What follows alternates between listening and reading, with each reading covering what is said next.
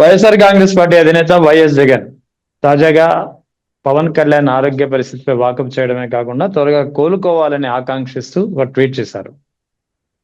అదే సమయంలో గతంలో ఇదే వైఎస్ జగన్ కు నుదిటికి దెబ్బ తగిలినప్పుడు దీనిపైన కోలుకోవాలంటూ ఒక ట్వీట్ చేయమని చెప్పి పక్కనున్న వాళ్ళు అడిగినప్పుడు పవన్ కళ్యాణ్ స్పందించిన తీరు ఇప్పుడు దుమారం రేపుతుంది. ఆ వీడియో ఇప్పుడు వైరల్ అవుతోంది. ఎవరికి తెలుసు ఆయనకి ఏమైందో, అతనే తల ఇలా కొట్టుకున్నాడేమో అంటూ కాస్త వ్యంగ్యంగా పవన్ కళ్యాణ్ మాట్లాడినటువంటి ఆ వీడియో ఇప్పుడు తాజాగా వైఎస్ జగన్ చేసిన ట్వీట్ నేపథ్యంలో వైరల్ అవుతోంది. సో ఈ నేపథ్యంలో ఈ వివరాలపై మనతో మాట్లాడేందుకు జాయిన్ అవుతున్నారు విజయవాడ నుంచి వైఎస్ఆర్సీపీ నాయకురాలు చైతన్య రెడ్డి గారు. నమస్తే మేడం. నమస్తే మేడం. ఎలా చూడాలి? వైఎస్ జగన్ ట్వీట్ చేశారు. వైఎస్ఆర్ కాంగ్రెస్ పార్టీ అధినేత మాజీ ముఖ్యమంత్రి పవన్ కళ్యాణ్ త్వరగా కోలుకోవాలి, తిరిగి ప్రజా జీవితంలోకి త్వరగా రావాలంటూ ఆయన ట్వీట్ చేశారు. అదే సమయంలో గతంలో మాత్రం వైఎస్ జగన్ కు గాయమైనప్పుడు ఇదే పవన్ కళ్యాణ్ వ్యంగ్యంగా మాట్లాడిన వీడియో ఇప్పుడు ఈ సందర్భంగా వైరల్ అవుతుంది. అది కూడా మీరు చూసే ఉంటారు.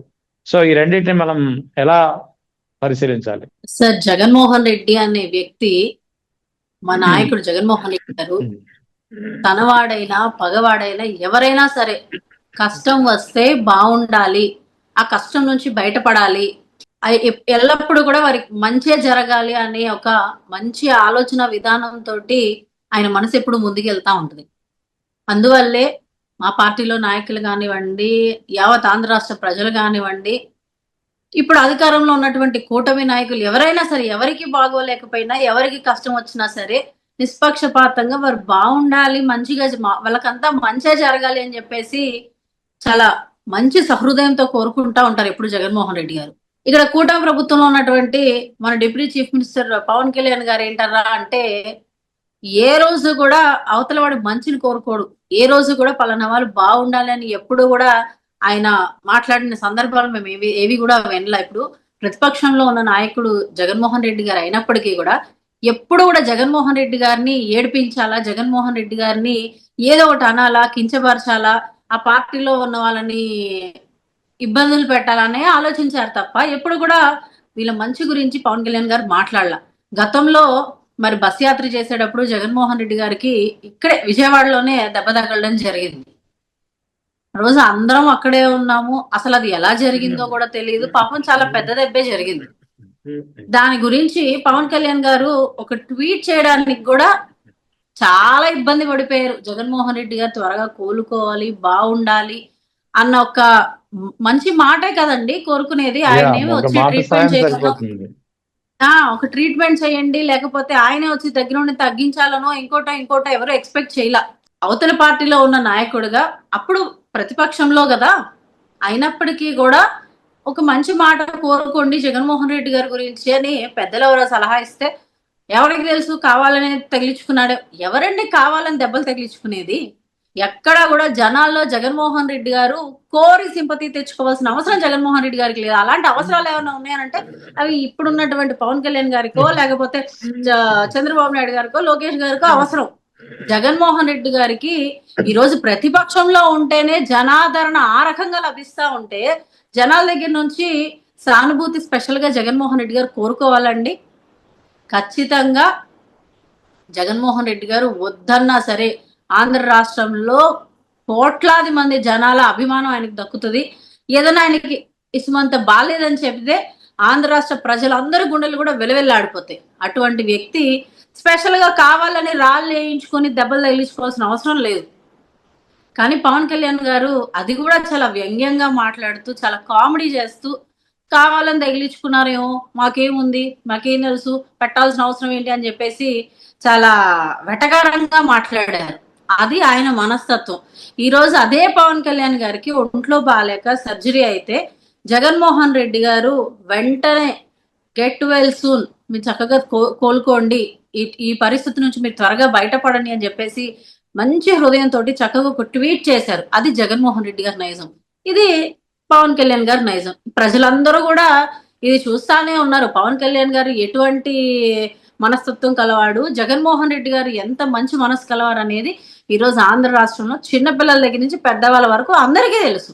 రైట్. ఇక తాజాగా నిన్న అంబటి రాంబాబు మీడియా అదే అందరితో కలిసి ఆయన సమావేశం మీటింగ్ ఏర్పాటైంది. ఆ ఏర్పాటులో ఆయన చేసినటువంటి వ్యాఖ్యలకు కౌంటర్గా తెలుగుదేశం పార్టీ పాలిట్ బ్యూరో సభ్యుడు, దాదాపు 6-7 సార్లు ఎమ్మెల్యేగా ఎన్నికైనటువంటి సీనియర్ టీడీపీ నేత గోరంట్ల బుచ్చయ్య చౌదరి గారు చేసినటువంటి వ్యాఖ్యలు చాలా తీవ్రంగా పరిగణించాల్సి వస్తుంది. ముఖ్యంగా మేము అధికారంలోకి ఉన్నాం, ఏమైనా చేయగలం, నరికేస్తాం అడ్డొస్తే అంటూ తీవ్రమైన పదజాలంతో చేసినటువంటి వ్యాఖ్యలు. అంటే ఎక్కడికి పోతున్నారు, ఏమైపోతుంది, అది కూడా ఒక సీనియర్ పొలిటీషియన్ అయి ఉండి ఆయన చేసినటువంటి వ్యాఖ్యలను ఎలా పరిగణలో తీసుకోవాలి? సార్, ఈ రోజు నిజంగా కూటమి ప్రభుత్వంలో ఉన్న నాయకులు వయస్సు కూడా మరిచిపోయి పెద్ద చిన్న తారతమ్యాలే లేకుండా ప్రతి ఒక్కరూ కూడా చాలా దారుణంగా ప్రవర్తిస్తా ఉన్నారు. ఇప్పుడు 6-7 సార్లు ఎమ్మెల్యేగా చేసి చాలా సీనియారిటీని సంపాదించుకున్నటువంటి వ్యక్తి కదా బుచ్చయ్య చౌదరి గారు. మరి పార్టీలో చక్కగా గెలుపొందారు. మరి అది వాళ్ళు ఏ విధంగా గెలిచారు అనేది ఈ రోజు ఆంధ్ర రాష్ట్రంలో అందరికీ తెలిసిన విషయమే. వాళ్ళు ఎలా గెలిచారు, ఈరోజు అధికారంలో ఉన్నారు. ఇప్పుడు 2 సంవత్సరాల నుంచి వారు చేస్తున్నటువంటి కూటమి ప్రభుత్వంలో టీడీపీ పాలనలో మరి లోకేష్ గారి హయాంలో కానివ్వండి, వారి రెడ్ బుక్ రాజ్యాంగం తరఫున కానివ్వండి, వాళ్ళు చేస్తున్నటువంటి అరాచకాలన్నింటినీ కూడా మరి అందరూ గమనిస్తూనే ఉన్నారు. ఆ పార్టీలో ఉన్నటువంటి సీనియర్ నాయకులు బుచ్చయ్య చౌదరి లాంటి వాళ్ళు కూడా చూస్తానే ఉన్నారు. మరి ఏం చేయాలి సార్? ఈ రోజు మనం అధికారంలోకి వచ్చాము, చక్కగా ఆంధ్ర రాష్ట్ర పరిపాలనని చక్కగా చేసుకుందాము, అనవసరమైనటువంటి ఈ గొడవలొద్దు, ఎవరిని కూడా మనం ఇబ్బంది పెట్టకూడదు అని చెప్పాల్సినటువంటి వ్యక్తి బుచ్చయ్య చౌదరి గారు. ఈ రోజు ఎందుకు ఈ రెడ్ బుక్ రాజ్యాంగం అవసరమా మనకి? చక్కగా ఆంధ్ర రాష్ట్రంలో పరిపాలన సాగాలి, ప్రజలు బాగుండాలి, మన పరిపాలన బాగుంది అని చెప్పేసి రేపటి రోజున అందరూ చెప్పుకోవాలనే విధంగా ఈయన వాళ్ళకి హితబోధ చేయాలి. అది మానేసి రోడ్డు ఎక్కేసి మేము అధికారంలో ఉన్నాం, మేము తలుచుకుంటే నరికేస్తాం, చంపేస్తాం, పొడి చేస్తాం అంటే వీళ్ళు ఏం చెప్దాం అనుకుంటున్నారు? అంటే అధికారం ఉంటే ఏదైనా చేసేయచ్చు, ఎవరినైనా నరికేయచ్చు, ఎవరినైనా చంపేయచ్చు. అంటే పబ్లిక్ గా సభ్య సమాజానికి వీళ్ళు మెసేజ్ ఇచ్చేస్తా ఉన్నారు, అధికారంలో ఉన్నాము, మేము ఎవరిని ఏం చేసినా సరే మమ్మల్ని ఎవ్వరు ఏం పీకలేరు, మేము ఎవరినైనా చంపేస్తాం, ఎవరినైనా ఏ మహిళనైనా రేపులు చేసేస్తాం, ఏ మహిళనైనా చంపేస్తాం. ఈరోజు మా ఎమ్మెల్యేలే మహిళల్ని చాలా దారుణంగా హింస పెడతా ఉంటేనే మా నాయకులు ఏం పట్టించుకోవట్లేదు. రేపు మేము రోడ్ల మీద పడేసి నరికేసినా సరే ఎవడు మమ్మల్ని పట్టించుకోడు. అటువంటి మంచి సాంప్రదాయకరమైనటువంటి ప్రభుత్వంలో మనం ఉన్నాము అని చెప్పేసి ఈరోజు బుచ్చయ్య చౌదరి గారు చెప్తా ఉన్నారు. అంటే వీళ్ళు ఏం చేసినా సరే వైఎస్ఆర్సీపీలో నాయకులు చూస్తూ ఉంటారు. అంబటి రాంబాబు అయినా ఇంకొక రాంబాబు ఇంకొకరిని ఎవరైనా సరే మేము నరికేస్తామని మాట్లాడుతూ ఉన్నారు. ఈ రోజు వీళ్ళు మాట్లాడే మాటలకి, వీళ్ళు పేలే పేలుళ్ళకి ఎవ్వరూ కూడా వైఎస్ఆర్సీపీ నాయకులు భయపడే పరిస్థితి లేదు. ప్రతిదీ కూడా ధైర్యంగా ఎదుర్కొంటాము. ఈరోజు ఒక్క వైఎస్ఆర్సీపీ నాయకుడు జోలికి వీళ్ళు వస్తే వేల సంఖ్యలో జగన్మోహన్ రెడ్డి గారి సైన్యం మళ్ళీ తిరిగి వాళ్ళ మీద ఎగబడ్డా, తిరిగి మాటలతో తోటాల్లా వీళ్ళ మీద ఎగబడ్డా సరే తట్టుకునే శక్తి కూడా వీళ్ళకు ఉండదు. ఆల్రెడీ ఆయన పాపం 7-8 సార్లు ఎమ్మెల్యేగా చేశారంటేనే ఆయన వయసు ఎంత పెద్దదో అర్థమైపోతా ఉంది. అనవసరమైనటువంటి మాటలు మాట్లాడి రివర్స్ లో మళ్ళీ మా వైఎస్ఆర్సీపీ నాయకులు ఆయన గనక మాటలతో దాడి చేయడం మొదలు పెడితే ఆ మాటలకి ఆయనకి మళ్ళీ ఏమన్నా ఇబ్బంది కలిగితే కష్టం. ఒకసారి అది కూడా చూసుకోమని చెప్పండి. అయితే ఈయన వాస్తవానికి తెలుగుదేశం పార్టీలో చంద్రబాబు కంటే సీనియర్ ఈయన. ఎందుకంటే ఎన్టీఆర్ ఫస్ట్ టైం తెలుగుదేశం స్థాపించినప్పుడు అంటే 83 నుంచి ఆయన తెలుగుదేశం పార్టీలో ఉన్నారు. నేను అదే రాజమండ్రికి చెందినవాడిగా నేను చెప్తున్నాను. సో ఇక్కడ గతంలో అంటే చంద్రబాబు నాయుడు అధికారం చేజిక్కించుకున్నప్పుడు అంటే ఎన్టీఆర్ని అధికార పీఠం నుంచి పదవిచ్యుతిని చేసినప్పుడు ఈయన ఎన్టీఆర్ వర్గంలో ఉన్నారు. ఎన్టీఆర్ వర్గంలో ఉండి ఇదే చంద్రబాబుని చాలా తీవ్రంగానే ఆయన దూషించినటువంటి పరిస్థితి, తిట్టినటువంటి పరిస్థితి. ఇప్పుడు అదే చంద్రబాబును వెనకేసుకొస్తున్నారు. ఎలా చూడాలి సార్? వీళ్ళకి అధికారం ఇంపార్టెంట్, పర్సన్ ఇంపార్టెంట్ కాదు, కేవలం అధికారం మాత్రమే ఇంపార్టెంట్. ఆనాడు ఎన్టీఆర్ గారు అధికారంలో ఉన్నారు కాబట్టి ఎన్టీఆర్ గారికి సపోర్ట్ చేశారు. ఆ రోజు మరి ఎన్టీఆర్ గారిని మోసం చేసి చంద్రబాబు నాయుడు గారు పవర్ తీసుకుంటా ఉన్నారు కాబట్టి ఆయన్ని తిట్టడం, గొడవ చేయడం ఇవన్నీ జరిగినాయి. ఈరోజు ఎన్టీఆర్ గారు లేరు.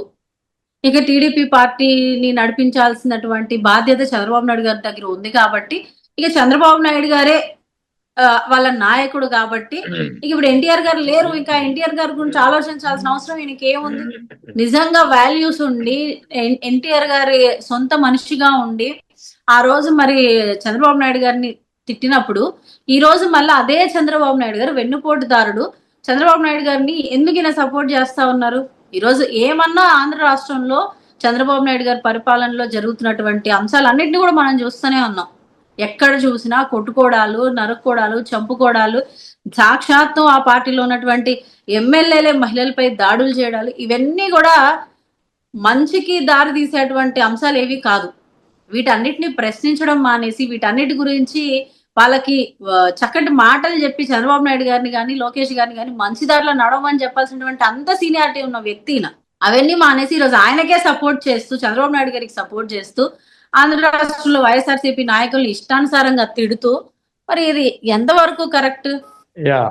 వీళ్ళ బుచ్చయ్య చౌదరి గారికి కానివ్వండి, ఇంకొంతమంది సోకాల్ నాయకులకు కానివ్వండి, ఒకటే అండి, మాకు అధికారం ఉంటే చాలు, నాయకుడు ఎవరైతే మాకేంటి, ఏ నాయకుడు ఉంటే వాళ్ళకి సపోర్ట్ చేస్తాం, పర్సన్ కాదు ఇంపార్టెంట్, మాకు అధికారమే కావాలి.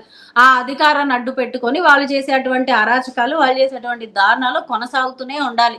అది మాత్రమే వాళ్ళ మేజర్ ఎజెండా, అంతే తప్ప ఈరోజు ఒక పార్టీకి విలువ గల పార్టీకి ఎప్పుడైతే మన ఎన్టీఆర్ గారు ఉన్నారో అప్పుడు పార్టీలో ఉన్నటువంటి విలువలు ఏవి కూడా ఈ రోజు టీడీపీ పార్టీలో లేవు. అవన్నీ పూర్తిగా మంటగలిసిపోయినాయి. ఎన్టీఆర్ గారు స్థాపించిన తెలుగుదేశం పార్టీ యొక్క ఆశయాలు కానివ్వండి, అవన్నీ కూడా ఈ రోజు ఏ ఒక్కటి కూడా చంద్రబాబు నాయుడు గారు, లోకేష్ గారు ముందుకు తీసుకెళ్ళట్లే. వాళ్ళకి అధికారం కావాలి, అధికార బలంతో దండుకోవాలి, అధికారంతో ఆంధ్ర రాష్ట్రంలో ప్రజలను హింస పెట్టడమే తప్ప ఇంకా అంతకు మించిన ఎజెండా వాళ్ళకి ఏదీ లేదు. వాళ్ళ వెనకాల ఉండేటువంటి నాయకుల పరిస్థితి కూడా అదే ఈ రోజు.